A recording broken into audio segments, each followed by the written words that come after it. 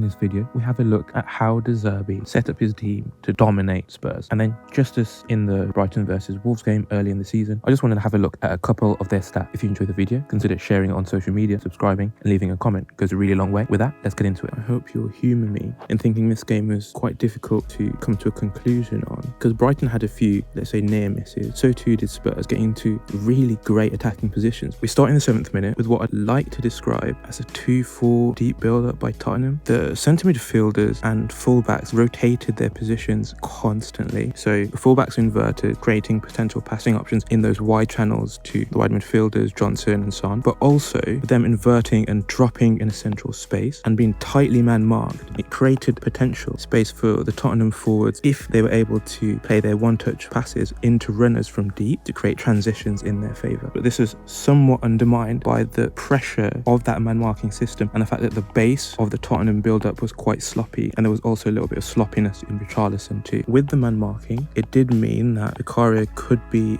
left relatively free, or one of the defenders, and then they would look to try and play over the press into those wide midfielders for Tottenham, trying to take advantage of Brighton's high line with the pace of Johnson and Son in behind. Sometimes, to create the transition, Tottenham would actually pass on the ground in those wide spaces into Son more typically, or Kulusevski as well. And because Van Heck, or possibly Dunk, but typically Van Heck, would track Son really deep, that created a ton of space for Tottenham to break into if they were able to connect their one-touch passing and those runners from deep. On this occasion, we see that long ball from Vicario looking to try and get Son in behind. Moving on a tick, we get to see some of that 2-3-5 by Tottenham. We have a front five consisting of typically one of the fullbacks, near-sided fullback, and the forwards. However, there was a lot of rotation amongst the fullbacks, Sarr and occasionally Højbjerg. So with Sarr being as high as he is now, we're going to have a midfield three of the fullbacks and Højbjerg. This was against Brighton in a 4-1-2-1-2, so a diamond shape, where they typically had the diamond cover across towards the near side to combat the fact that the wide player for Tottenham, so a fullback or wide midfielder, often like to dribble inside to try and combine with the two players more centrally. With Brighton clogging up this space, it made it really difficult for Tottenham to be able to get a player running in behind or to combine centrally to either get Kulusevski or the player coming in from wide to get into an inverted position from which to shoot. Throughout the game, this worked really well and at times even became almost a 4-3-2-1 with the far-sided forward staying high, so Welbeck on this occasion and João Pedro dropping to support his midfield. And as mentioned, our midfield heavily pushing towards the near side with the ball, meaning any combination of play in this right-hand side half space for Tottenham is almost impossible, forcing Tottenham into retreating. We get to see some of that flexibility in that midfield with Højbjerg now here at right back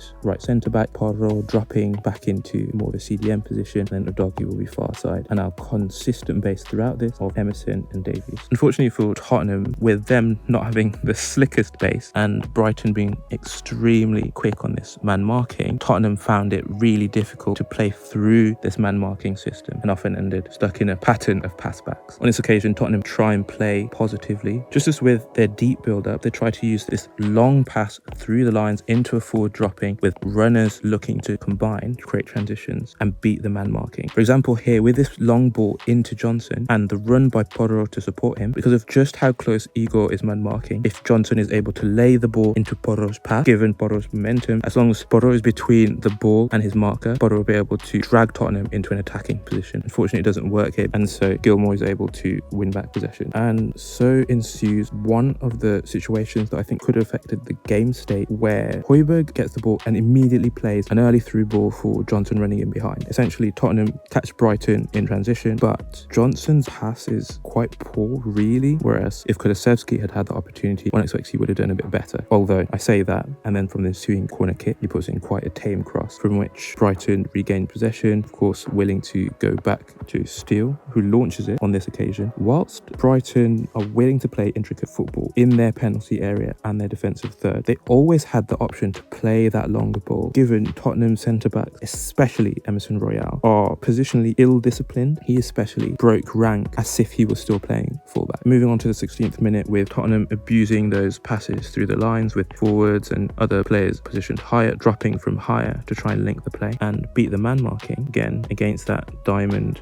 in midfield and what is meant to be a man marking system, which, just as we saw on the previous occasion, Tottenham were happy to try and exploit, which actually I thought was really good, because because you need to test both Brighton's ability to press those short passing options, but also how honest their back line are at being able to actually deal with the ball in behind. On this occasion, it allows Brighton to get into possession and build up in this 2-4/2-3 shape versus Tottenham in this 4-1-3-2. 4-1-3-2 because Højbjerg typically stayed a little bit deeper, and a 2-4-2-3 because Hinchelwood, the right back, could push higher into more of a quasi-right midfield position, and then Gross instead would drop. On this occasion, Brighton decide to go down their left-hand side into Milner dropping down the line. He's holding the weight on the left-hand side. Tottenham regain possession, and Ben Davies makes an unbelievably sloppy pass, which is one of a few examples that made me feel that his and his centre-back partners' erraticness and performance seriously undermined the team's performance. From that misplaced pass, Brighton are able to counter-attack and demonstrate Hinchelwood providing that width, as well as also a pattern to how Brighton counter-attack, where they have one forward holding the width on the far side, one forward running through the centre, and then one running on that near side, on the outside of Tottenham's defence. The hope being that later runners can exploit the spaces between these defenders as the Tottenham defenders struggle to communicate who exactly they're picking up. At this point, Brighton seemed more aggressive, playing this 3-1 midfield shape versus Tottenham in this 4-1-4-1, with Gilmour sitting ahead of back three of Dunk, Van Hecke and Igor. Later in the game, it became more of a 3-2 with Gilmour partnered by Gross, as they sought to be a little bit more conservative. And so eventually we see the ball get into Gilmour, who plays a sumptuous pass for James Milner running in behind. This is also a demonstration of Milner and Pedro swapping left forward and left wing positions, although typically Milner did hold the weight. Similar to Tottenham, the wide midfielder in this 3-1-1-5 or 3-1-6 shape typically had options to pass in this half space, the likes of Pedro or Milner, Buonanotte, or alternatively the option to go out wide around Tottenham's defensive block and try and drive in across. Unfortunately, Milner's run here is thwarted, a last-ditch slide tackle. Moving on to the 32nd minute, with Brighton building up again in a 2-3 or a 2-4 deep, playing extremely intricate football on its left-hand side, drawing all of these Tottenham players in the press, beating the initial pressure,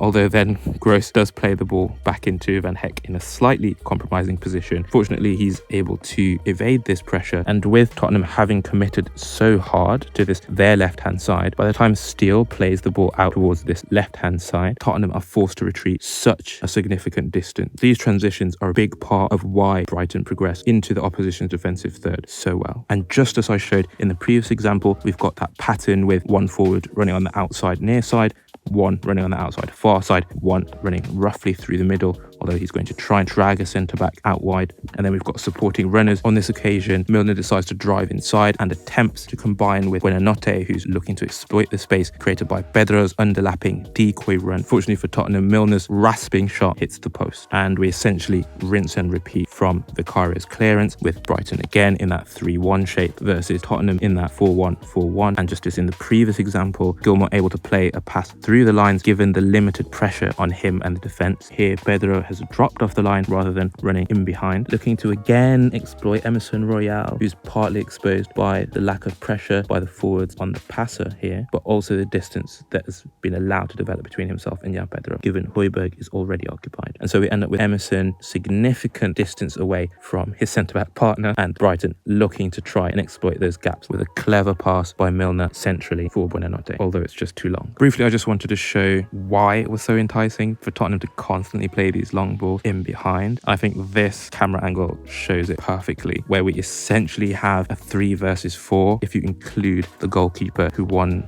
expects is going to sweep. And so with Tottenham's front line, a relatively decent ball into that space, and Tottenham are golden, which on this occasion is exactly what we see here at 2-0. But as mentioned at the top, this is one of those few big Spurs chances that they wasted either through a poor decision or just skill issues. Moving on to the 72nd minute, I thought I'd include this scenario just because it showed Brighton in that 2-4-3-2 midfield shape. At this point, Moda has taken over for Milner to carry out that left wing role. Hinchelwood is still expected to essentially play right wing, and at this point now we have established, I would call, the 3-2 with Gross and Gilmour as the centre midfielders, and Brighton still doing Brighton things with this pass through what is meant to be a 4-1-4-1 press here by Tottenham, although it could be a 4-2-3 3-1 as the pair of midfielders centrally was meant to prevent this sort of pass. Essentially, the near side would try and curve their run such as to block the pass into either Gilmour or Gross. But as I've shown in those several examples, Gilmour was able to find the space to break Tottenham's press, but unfortunately on this occasion his pass isn't good enough. Bedroboro is able to intercept it, allowing Bedroboro and Kulusevski to try and stage a Tottenham counter-attack. As expected, a number of Brighton's headline stats were a bit ridiculous. Errors per 90 being 0, shot up to 0.5, which is a little bit worrying, especially when you look to the amount that they're conceding per game. I don't even know if it's worth looking at their XG or their goals, because it was against Luton, it was against Wolves. We kind of expect them to be beating teams in those sorts of positions in the table. Comparing